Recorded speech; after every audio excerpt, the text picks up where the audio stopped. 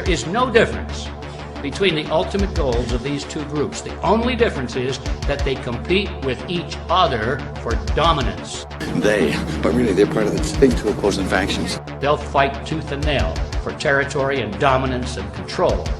But their goal is exactly the same. So you're saying that Group 1 is warring with Group 2? Yes, at some levels they're at war, but at other levels there's the same group.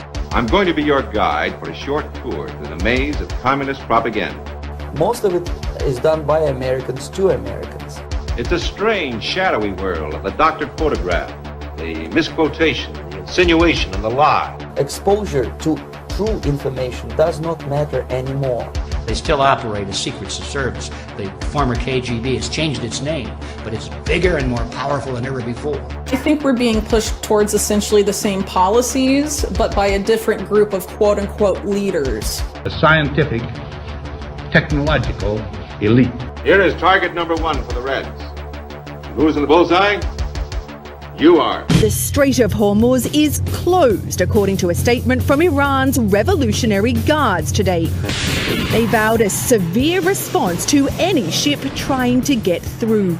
With strikes and the threat of mines, Iran has effectively paralysed traffic through the narrow passage since the early days of the war, sending energy prices soaring. This is the Iranian coastline. The Strait of Hormuz normally carries around 20% of the world's oil. Could a single mine take out an oil tanker with a hull worth hundreds of millions of dollars and cargo worth hundreds of millions of dollars?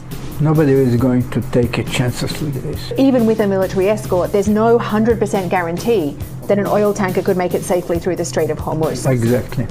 Donald Trump has extended his deadline for striking Iranian energy plans. The U.S. president says that Iran will now have until April the 6th to open the Strait of Hormuz or face even more destruction. U.S. military assets are still steaming towards Iran, including the assault ship, the USS Tripoli, with its aircraft and Marines. Iran has reportedly charged some ships up to $2 million each for safe passage, described either as a toll booth system or a shakedown.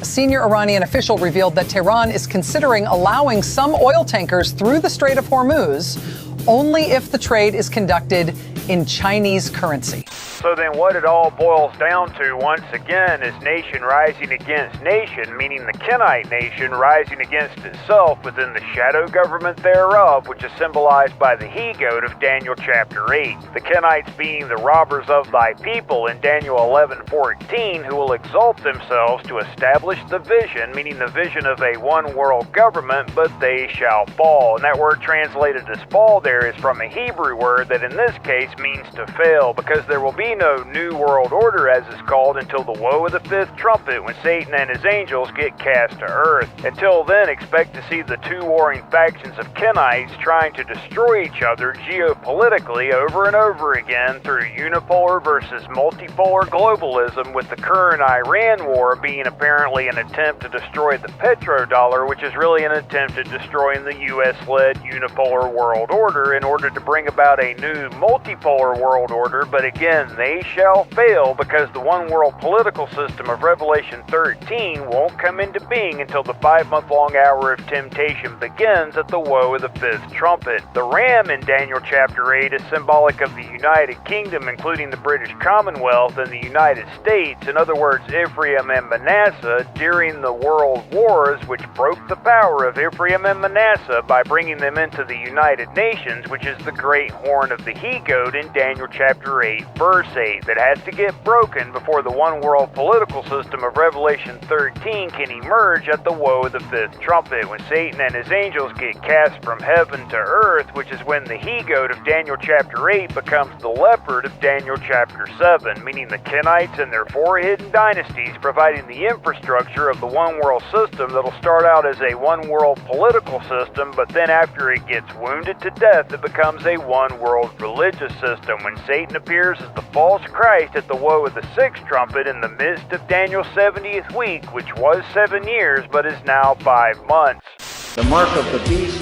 is the deception that Satan is Jesus' return.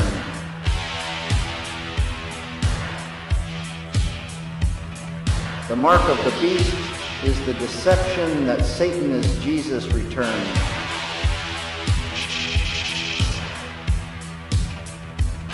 The mark of the beast is the deception that Satan is Jesus returned. For 20 free magnetic business cards, email us at mark13records@mail.com. Hey, what's so sad? And this isn't the first time I've noticed it.